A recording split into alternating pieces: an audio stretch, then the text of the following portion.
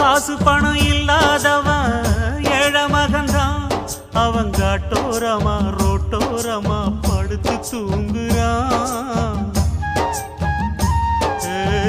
சொத்து சொகம் உள்ளவனோ செல்வ மகன்தான். அவன் பஞ்சு மெத்த போட்டிருந்தும் முழிச்சு ஏங்குறான். எது மற்ற பேர்களுக்கு ஏது கவலை? 4 காசு வச்சிருந்தா 100 கவலை.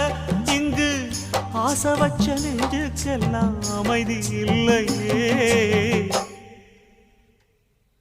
என்ன வேலை அது என்ன வேலை? மன நிம்மதிதா இங்கு என்ன வேலை? எந்த கடை அது எந்த கடை? அதை விற்கிறது